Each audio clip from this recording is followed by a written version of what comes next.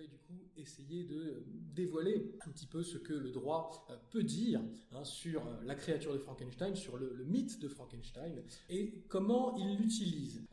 Comment donc l'ombre de Frankenstein, pour reprendre un petit peu l'intitulé de ce colloque, comment l'ombre de Frankenstein intervient-elle dans la sphère juridique? Comment le droit est-il saisi par cette œuvre, par ce mythe, et comment lui-même se saisit-il du mythe de Frankenstein et de la créature? Je vais distinguer deux hypothèses, la première étant celle que ma collègue devait traiter, sur laquelle je comptais rebondir, et la deuxième que je détaillerai un peu plus.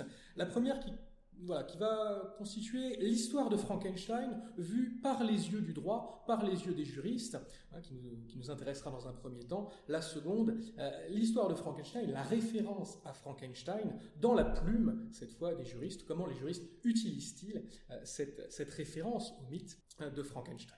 Dans un premier temps, l'histoire de Frankenstein vue par les yeux du droit. Comment est-ce que le droit aurait-il à traiter cette histoire, ce mythe, s'il avait aujourd'hui à en tenir compte?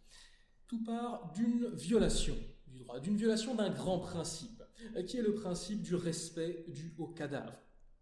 En droit civil français en tout cas, le cadavre n'est pas une chose normale, n'est pas une chose comme les autres. C'est une chose que l'on qualifie de sacrée, et que beaucoup d'auteurs qualifient ainsi de sacré. Pour quelle raison? Eh bien, tout simplement parce que le cadavre a hébergé la vie. Le cadavre a été le support, le substratum, pour utiliser un mot latin.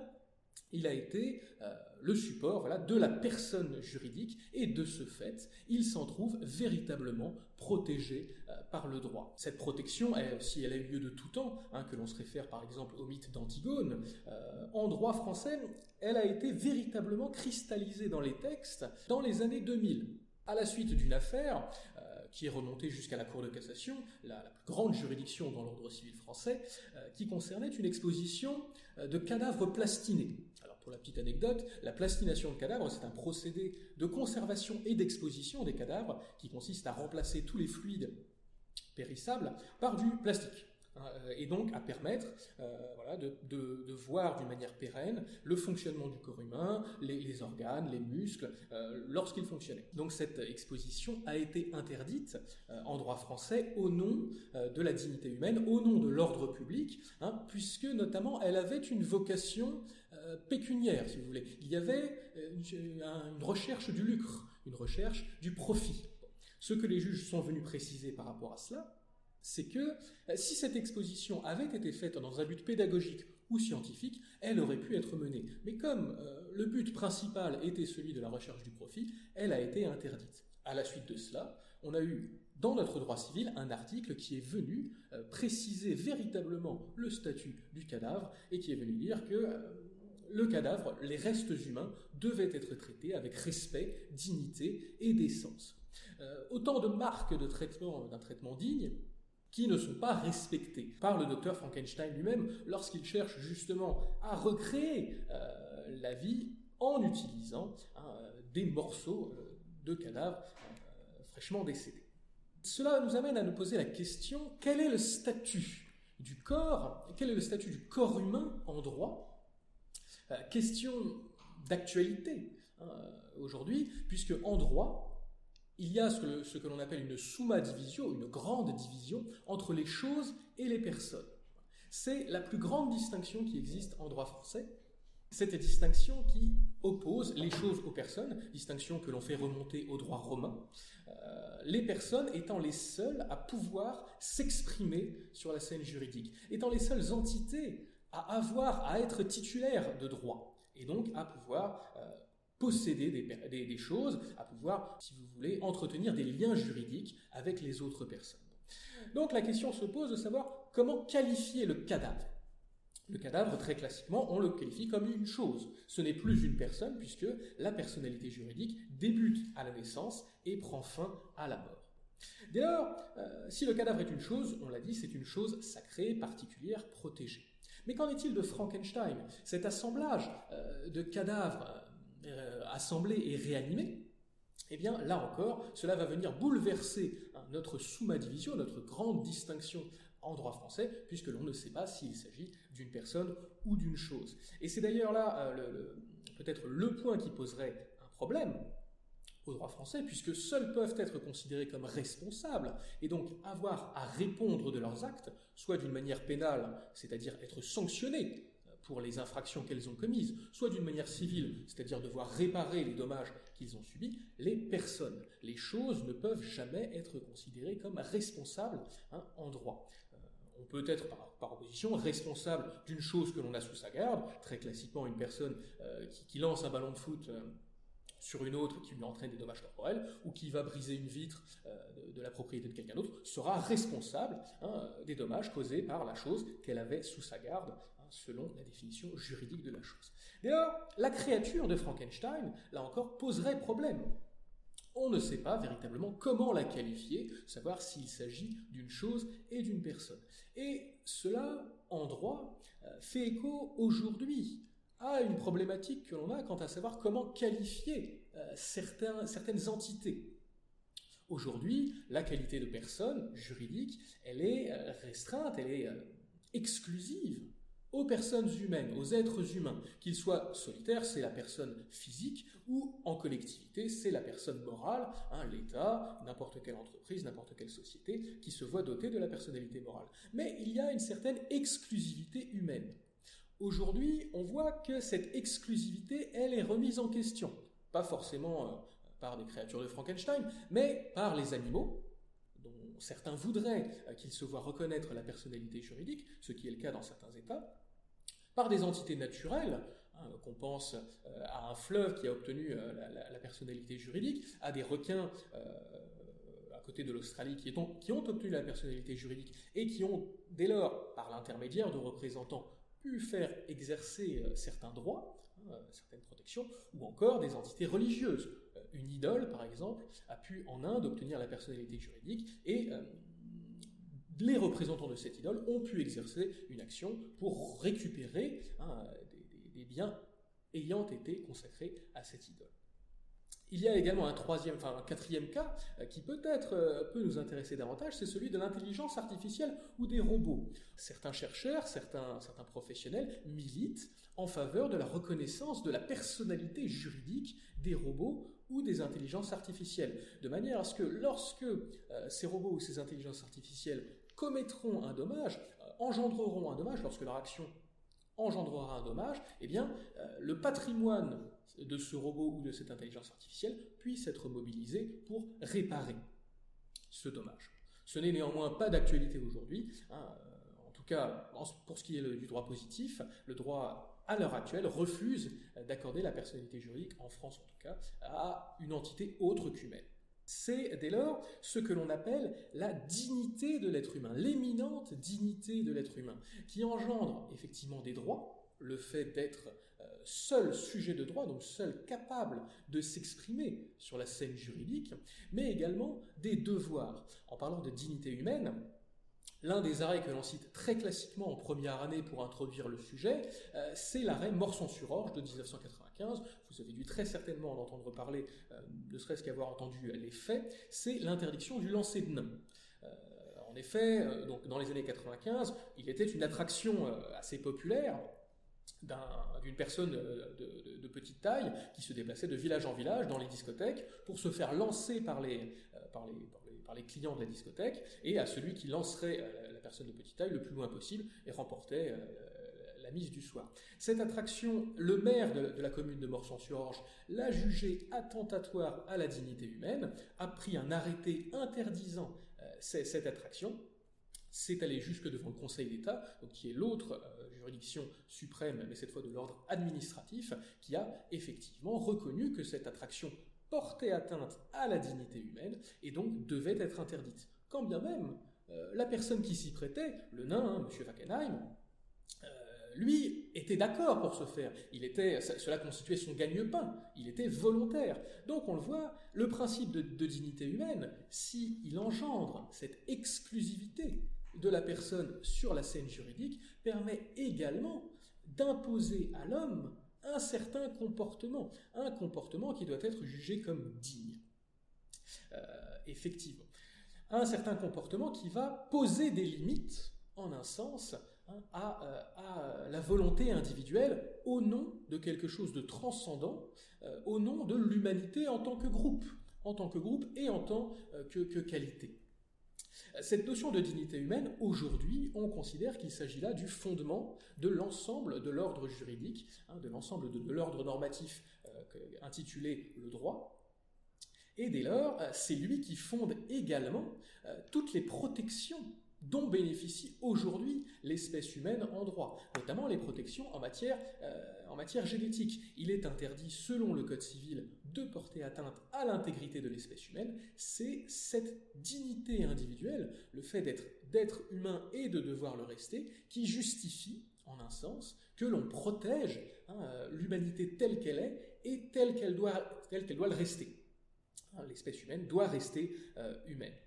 Voilà donc, dès lors, ce qui pourrait, en un sens, s'opposer à la volonté du docteur Frankenstein, puisqu'il porte atteinte aux cadavres qui sont des restes, à nouveau, de personnes humaines, il porte atteinte à la dignité humaine, puisqu'il est susceptible de créer une nouvelle espèce, chose qu'il s'abstient de faire au dernier moment, puisqu'il est capable de créer une nouvelle espèce à partir de l'espèce humaine, il peut porter atteinte à l'humanité en tant que groupe, et dès lors, là-dessus, l'on pourrait lui opposer ces articles assez récents, puisqu'ils datent d'une loi de bioéthique de 1994, et de ces évolutions encore plus récentes. Donc voilà comment les juristes, comment le droit pourrait saisir l'histoire de Frankenstein, du docteur Frankenstein et de sa créature aujourd'hui, si elle arrivait devant les tribunaux. Néanmoins, ce n'est pas véritablement cela qui m'intéressait. Ça, c'était davantage la partie que je laissais à ma collègue. Moi, ce qui m'intéresse davantage, c'est comment les juristes, comment la sphère du droit va se saisir de cette histoire et va la retranscrire dans la doctrine, dans les textes. Puisque, de manière générale, la littérature et la science-fiction en particulier constituent un certain fond commun de culture des juristes, qui vont l'utiliser pour créer ce que l'on appelle des cités repoussoires. En un sens, des cités dans lesquelles l'on ne veut pas vivre. Nous montrer des exemples de ce qui peut advenir si l'on se laisse tenter par tel ou tel choix, si l'on se laisse tenter par telle ou telle chimère, tout ce qui pourrait découler de certains choix. Et Frankenstein ne fait pas exception. Frankenstein est très souvent cité, il suffit de faire une recherche, par exemple dans la base de données Dalloz, qui constitue l'une des grandes références des juristes français. On voit qu'il y a un foisonnement de résultats. Et si l'on décortique, on peut distinguer 3 types de résultats en la matière.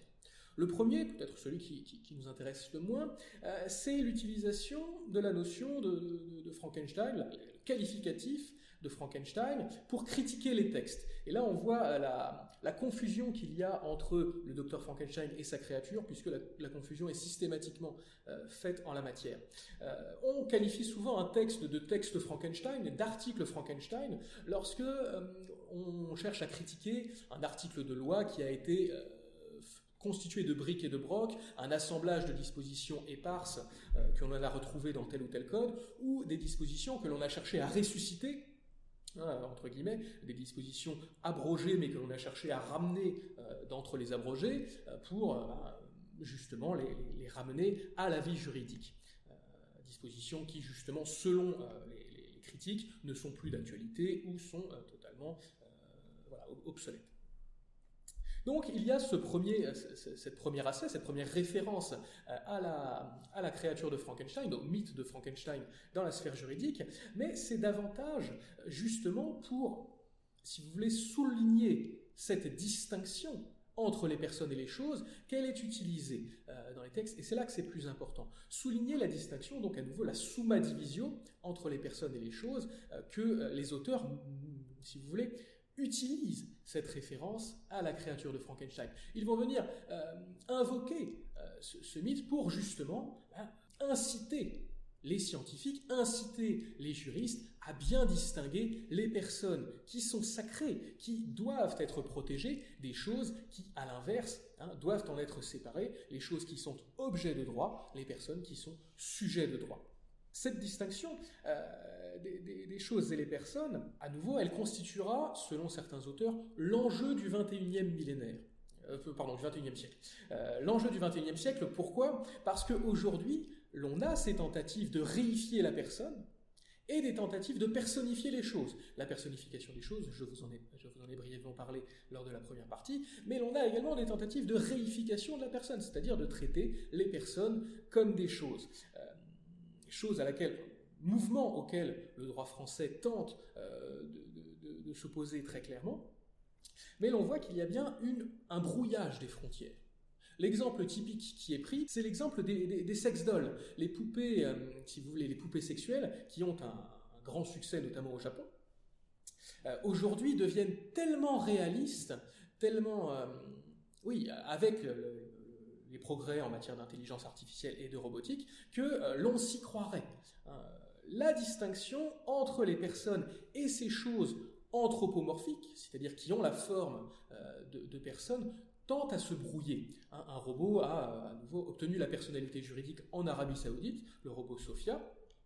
En matière de sex doll, c'est un petit peu la même chose. Aujourd'hui, on cherche à ce que ces robots de plus en plus perfectionnés reproduisent des comportements humains.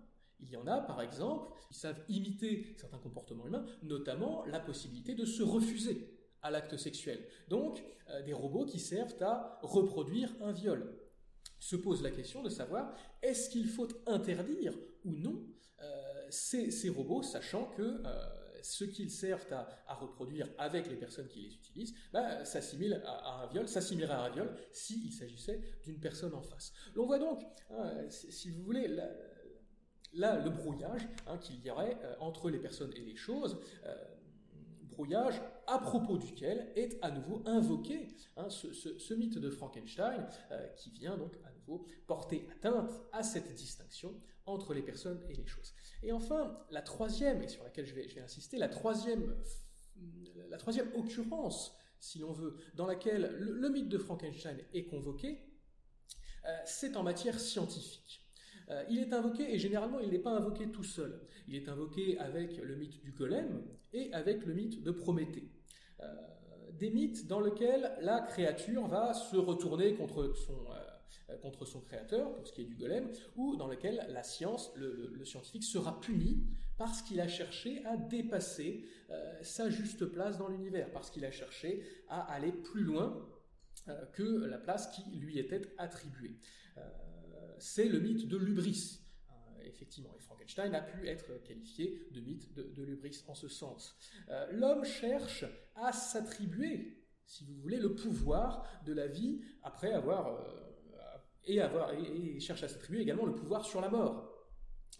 D'ailleurs, en voyant l'affiche du colloque, cela m'a fait penser, puisque l'on y voit une personne activer un interrupteur électrique, cela m'a fait penser à toutes les problématiques qui se posent en matière de peine de mort, puisque là, le docteur Frankenstein insuffle la vie à une créature de la même manière que, aux États-Unis notamment, avec la chaise électrique, on insuffle la mort. C'est le pouvoir de l'être humain sur la vie, et un pouvoir qui n'est pas naturel, si l'on veut, puisque on cherche à faire advenir la vie d'une autre manière, surnaturelle que par la procréation naturellement. Dès lors, ce mythe-là, il est mobilisable, on le voit à l'envi, en matière de progrès scientifique, que ce soit pour les progrès récents en matière de procréation médicalement assistée, ou si l'on va encore plus loin, pour ce qui est des progrès scientifiques, notamment en ce qu'ils sont mobilisés par le transhumanisme, qui cherche à faire advenir un être humain immortel, un surhomme, qui dépasserait l'humanité, qui ferait que les êtres humains que nous sommes seront les chimpanzés du futur. L'on voit que on comprend dès lors pourquoi le mythe de Frankenstein est mobilisé en la matière pour justement avertir les scientifiques en la matière du danger qu'il y aurait à modifier l'espèce humaine, à modifier l'être humain pour faire advenir cet être humain augmenté qui dépasserait les êtres humains que nous sommes et viendrait le remplacer. Dès lors, les juristes militent, en tout cas beaucoup de juristes qui invoquent ce mythe de Frankenstein, militent pour que le droit se fasse encore plus conservateur qu'il n'est en la matière et interdisent, en tout cas posent des limites au progrès scientifique, comme on l'a dit ce matin, pour qu'il pose une conscience à la science qui doit être limitée par le droit, notamment par le droit en tout cas, qui doit venir poser les limites extrêmes que la déontologie scientifique ne peut pas se poser. Pour prendre un exemple tout simple, en matière d'expérimentation sur le vivant humain, l'on en vient à traiter les sujets d'expérience comme des choses, si vous voulez, comme des moyens au service d'une fin supérieure, que ce soit le progrès des connaissances, que ce soit la thérapie, le progrès de la médecine, le progrès de la connaissance en matière d'humanité. Dès lors, il y a naturellement des limites qui doivent être posées à cela. On ne peut pas expérimenter sur le vivant humain comme on expérimenterait sur de la matière brute, naturellement. Dès lors, voilà, le but du droit, c'est bien de venir poser des limites à cette science qui, sans la conscience que constitue le droit, pourrait éventuellement tomber dans l'excès, dans l'hubris qui caractérise notamment le docteur Frankenstein. En ce sens, on le voit bien, l'ombre de Frankenstein s'étend jusque dans la sphère juridique, et je vais m'arrêter là.